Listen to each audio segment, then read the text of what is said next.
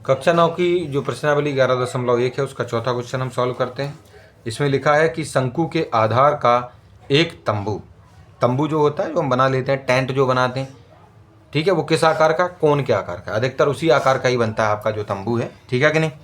तो जो आपने देखा होगा कि कहीं घूमने जाते हैं तो लोग जो है फॉरेस्ट वगैरह में, जंगल वगैरह में कहीं जाते हैं घूमने के लिए, तो वहाँ पर वो टेंट के आकार का बना लेते हैं, ठीक है। तो यहाँ पर उसी आकार का एक तंबू है जिसकी ऊंचाई है 10 मीटर। देखो जैसे ये आपका कोई टेंट है, उसकी ऊंचाई समझिए। अब ऊंचाई कहाँ से निकलती है, तिर्यक ऊंचाई नहीं, बात पर ध्यान देना है। देखो ऊंचाई का मतलब हम आपको शुरुआत से ही बताते आ रहे हैं कि आपको यहाँ पर ये जो नीचे जो आपका वृत्त के आकार का हिस्सा होता है उसके बिल्कुल बीचों बीच आपको केंद्र बिंदु यानी सेंटर पॉइंट पर जाना है, और जो कोन का ऊपरी वाला हिस्सा वहाँ से सीधी एक 90 डिग्री बनाने वाली रेखा वो खींचनी है, जो कि इस आपकी त्रिज्या के साथ 90 डिग्री बनाते हो, उसी को हम ऊंचाई बोलते हैं। तो यही ऊंचाई कितनी है आपकी, 10 मीटर है। यहाँ पर लिखा हुआ है 10 मीटर है, ठीक है कि नहीं।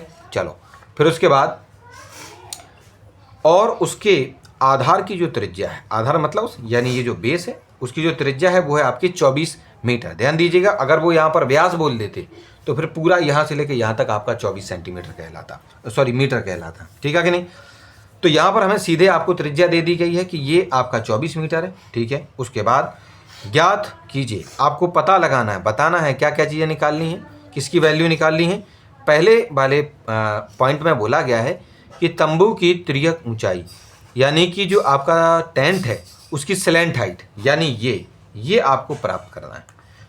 तो इसको निकालने के लिए हम पहले भी इनकी प्रैक्टिस कर चुके हैं इन क्वेश्चंस की, कि अगर इस तरीके से अगर हमें इस L की वैल्यू को निकालना हो तो क्योंकि यहाँ पर हम देख पा रहे हैं 90 डिग्री बन रहा है, ये सीधा सीधा एक हमारा समकोण त्रिभुज बन जाता है।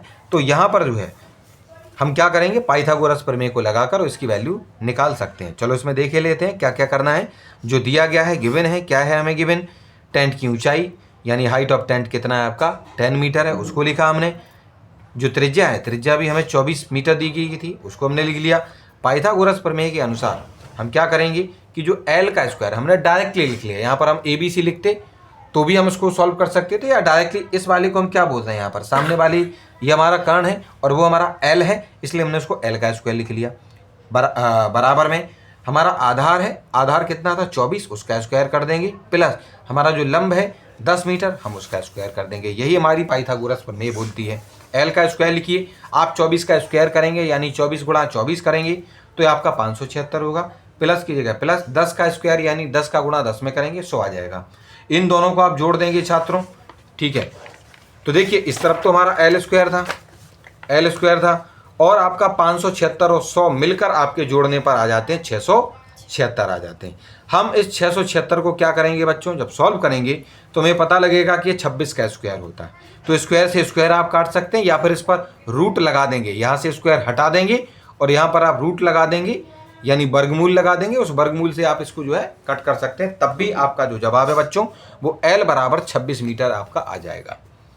तो इस प्रकार से जो तिर्यक ऊंचाई है यानी स्लैंट हाइट है वो हमारी 26 मीटर हो जाएगी, ठीक है कि नहीं। चलो अब हम देखते हैं इसके दूसरे वाले भाग में हमसे क्या कहा गया। उन्होंने ये कहा है कि तंबू में लगे कैनवास मतलब वो कपड़ा जिससे कि वो आपका बना हुआ है, जो हम टेंट होता है उसको कपड़े से बनाते हैं, खास प्रकार का कपड़ा होता है। तो वो जो कैनवास है उसकी लागत जो है हम पता करना चाहते हैं कि भाई एक टेंट, जैसे अगर तुमने देखा हो कई जगहों पर कभी कोई बाढ़ आ जाए या इस तरीके की चीज़ें आती हैं तो वहाँ पर जो है बहुत सारे टेंट लगते हैं, एक दो टेंट नहीं लगते, बहुत सारे टेंट लगते हैं। तो उनको बनाने के लिए वो किस प्रकार से कितनी कीमत होनी चाहिए, क्या होना चाहिए, इन सभी की कैलकुलेशन के लिए यहाँ पर जो है आप इस प्रकार से इस वाले क्वेश्चन को सॉल्व करेंगे, आपको पता लग जाएगा।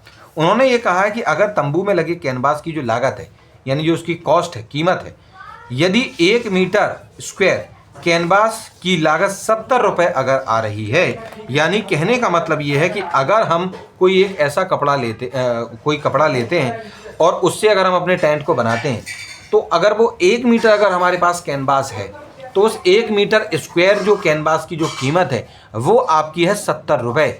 तो इस पूरे के पूरे टेंट को बनाने के लिए, ये जो हमारा टेंट था, इस टेंट को बनाने के लिए, ये जो आपका टेंट था, इस पूरे के पूरे टेंट को बनाने के लिए हमें कितने रुपए खर्च करने पड़ेंगे, ठीक है कि नहीं। चलो तो देखो, क्योंकि सभी लोग जानते हैं कि जब भी हम टेंट बनाते हैं तो केवल उसका जो घुमावदार वाला हिस्सा है उस पर ही केवल हम कपड़े का उपयोग करते हैं, नीचे तो नहीं लगाते ना।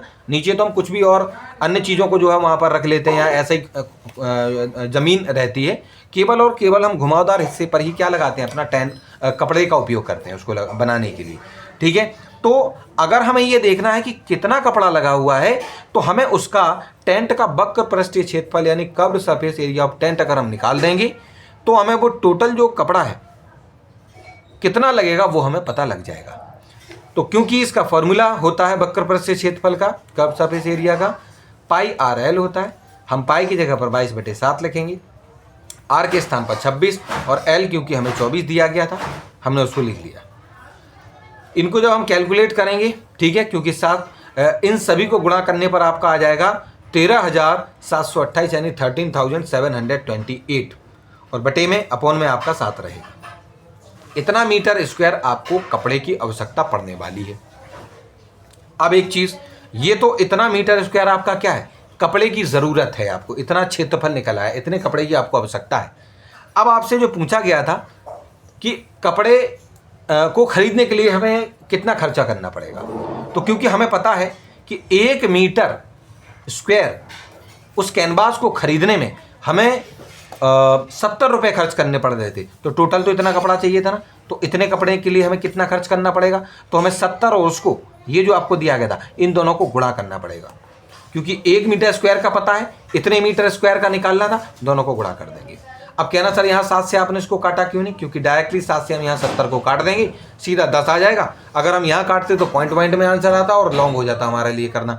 यहाँ सीधा इसका गुणा 10 के साथ कीजिए, हमारा जो है इसमें 1 और 0 लग जाएगा और आपका जवाब इतना आ जाएगा। तो इतने रुपए आपको उसमें खर्च करने पड़ेंगे। ये तो बात हो जाती है एक टेंट की। अगर यहीं पर वो अगर आपसे ये कह देते कि अगर ये वाली इतनी ही बात बोल देते और फिर वो यहाँ पर एक बात और जोड़ देते कि ऐसे ही अगर हम 15 टेंट बनाना चाहते हैं तो कितना खर्चा होगा, तो आप कुछ नहीं करते, एक टेंट का खर्चा ये था, 15 टेंटों का खर्चा निकालने के लिए आप इसमें भी 15 से गुणा करके उसका उत्तर निकाल सकते थे। तो आपसे किसी भी प्रकार का वहाँ पर सवाल पूछा जा सकता है, ठीक है कि नहीं। चलिए, इस प्रकार से आपका ये वाला जो क्वेश्चन है वो आपका सॉल्व हो चुका है, 4th क्वेश्चन।